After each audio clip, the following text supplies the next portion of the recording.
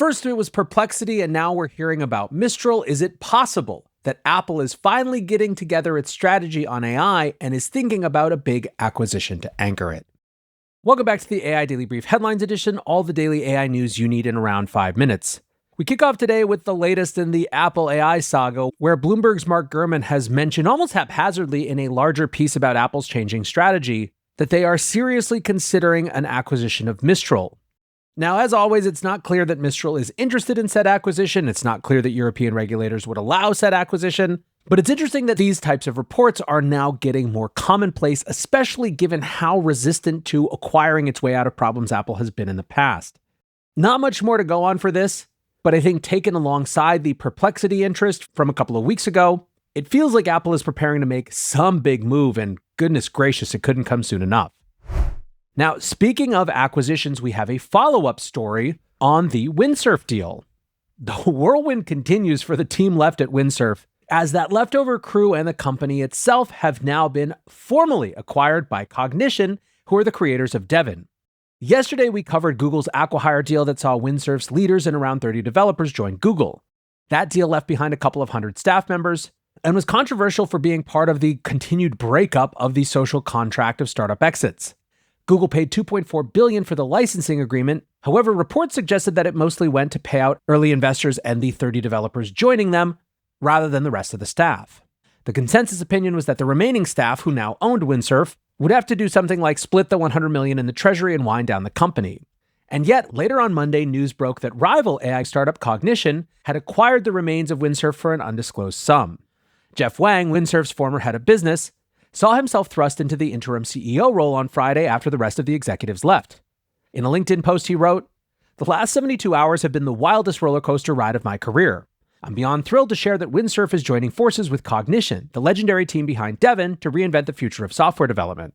Windsurf has built the leading in-IDE agentic experience, and Cognition has pioneered the leading autonomous software agent. Together, we're going to redefine the future of software development." Cognition noted that Windsurf will now have full access to Anthropic's Claude models again, which goes a long way to making the product viable.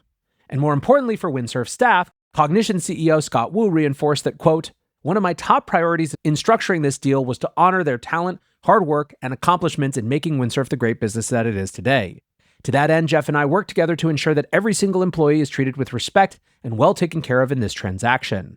So is this the new mode of acquisitions? One company acquires the founders and leading engineers, and then someone else acquires the rest of the company? I don't know, but it's certainly a good ending for the story, at least for Windsurf's engineers. Next up, an interesting one out of Meta. The new Superintelligence Lab is considering switching to closed-source models. The New York Times reports that top members of the new lab have discussed abandoning Meta's large Llama 4 Behemoth model in favor of developing a closed model from scratch. Behemoth was not included in the April release of Llama 4, with rumors that the training run had produced unimpressive performance. A switch to closed models would be a huge philosophical shift for Meta.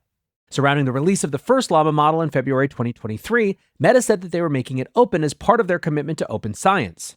They wrote, "Even with all the recent advancements in large language models, full research access to them remains limited because of the resources that are required to train and run such large models.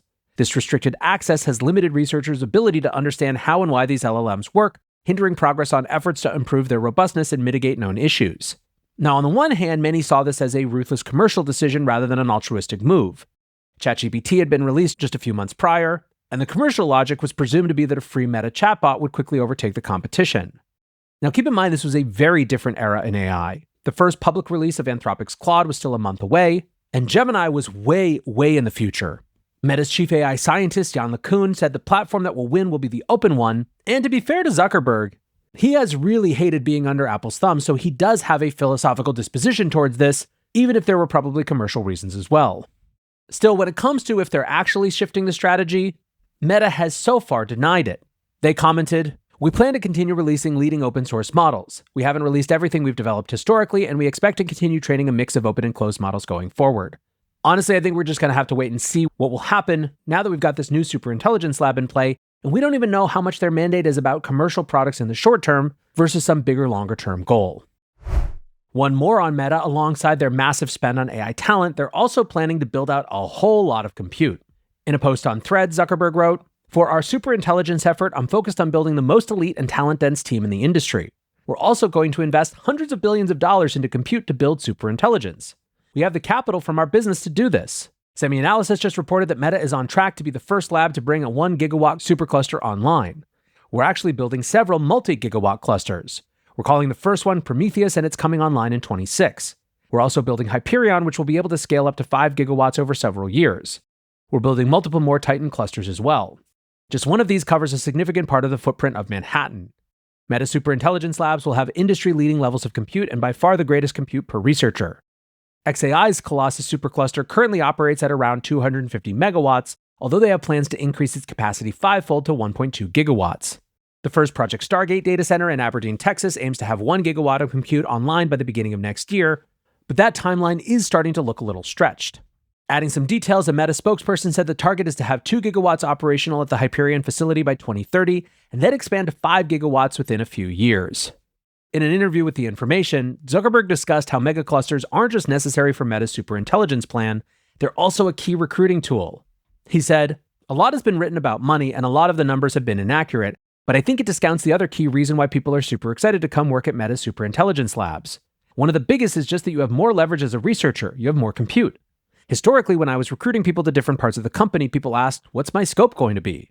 Here people say, I want the fewest people reporting to me and the most GPUs. Having basically the most compute per researcher is a strategic advantage, not just for doing the work, but for attracting the best people." In other words, it all comes back to talent. That, however, is going to do it for today's AI Daily Brief Headlines edition. Next up, the main episode.